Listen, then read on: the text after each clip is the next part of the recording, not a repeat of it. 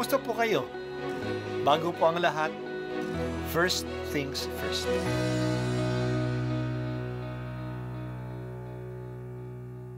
Good morning po. Sinisimulan po natin ngayon ang first things first. At dito po, tinatalakay natin sa unang bahagi ng umaga natin ay ang first readings na binabasa po sa banal na misa. Ito pong tinatalakay natin kasi madalas po kasi marami na tayong alam tungkol sa gospel readings. Pero konti po ang nagsasalita sa first readings.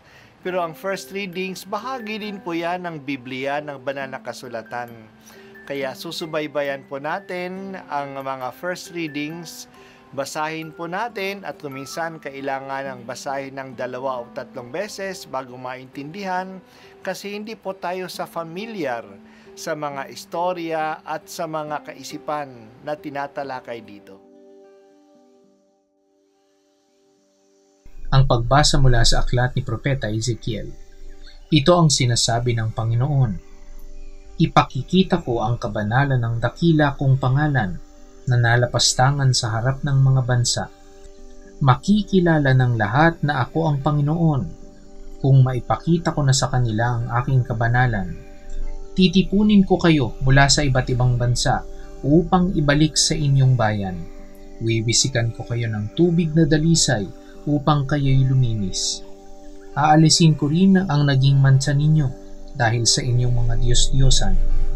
Bibigyan ko kayo ng bagong puso at bagong espiritu. Ang masuwayin ninyong puso ay gagawin kong masunurin. Bibigyan ko kayo ng aking espiritu upang makalakad kayo ayon sa aking mga tuntunin at masunod ninyong mabuti ang aking mga utos. Ititiro ko kayo sa lupaing ibinigay ko sa inyong mga ninuno. Kayo ay magiging bayan ko at ako ang inyong Diyos. Ang salita ng Diyos. Salamat sa Diyos. Ano ba ang patunay sa lahat ng mga tao na si Yahweh ay tunay na Diyos at siya ay buhay at kumikilos sa mundo? May 2 patunay na sinasabi sa banal na kasulatan. Ang una at madaling maunawaan ng marami ay ang pagpaparusa ng Diyos. Talagang kumikilos ang Diyos sa kasaysayan. Hindi niya pinapalampas ang kasamaan ng mga tao. Hindi siya walang kibo sa harap ng kasamaan. Pinaparusahan niya ang mga gumagawa ng masama. Pinananagot niya sila. Pero mayroon pang isang paraan at ito'y hindi gaano naiintindihan ng marami, pero ay ito ang preferred na paraan ng Diyos. Pinapatunayan niya na siya ay kumikilos sa mundo kasi siya ay nagpapatawad at binabago niya ang mga masasama. Hindi siya nagpapatalo sa kasamaan, na siya ay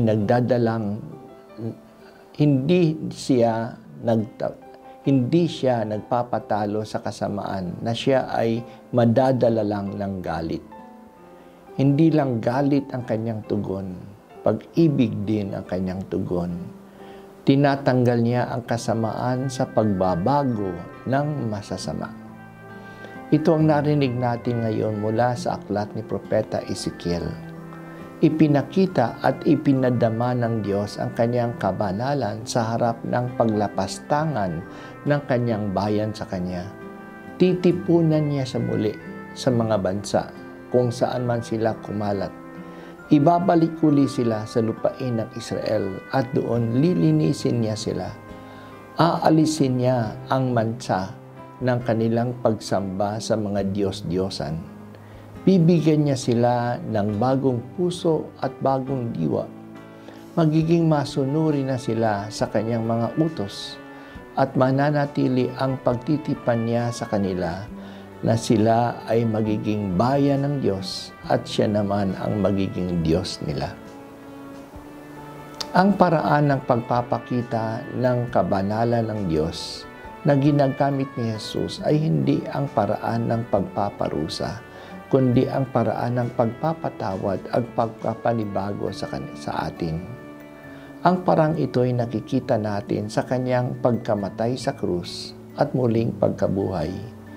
Ang pagkamatay ni Jesus sa krus ay panawagan sa atin na ganoon kasama ang kasalanan. Pumapatay ito kahit ng inosenteng tao, pero mas malakas ang pag-ibig.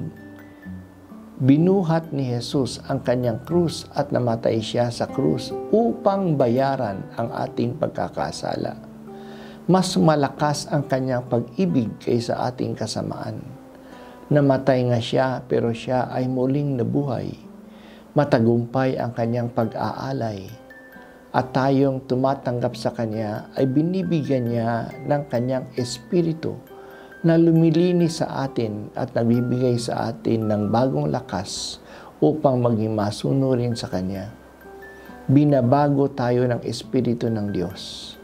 Kaya nakikita ng mundo ang Diyos na lumikimikilo sa kasaysayan sa pamamagitan ng mga tao sa simbahan na kahit na sila ay marurupok at makasalanan din, patuloy nilang isinusulong ang kabanalan ng Diyos sa kanilang pagsamba sa Kanya at paglingkod sa kanilang kapwa.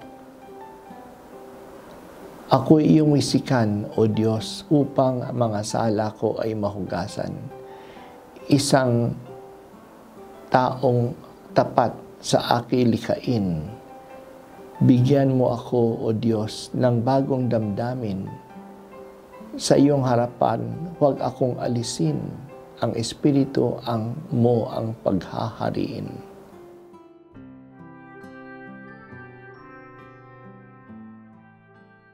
At ako po ay si Bishop Broderick Pabilio dito sa First Things First.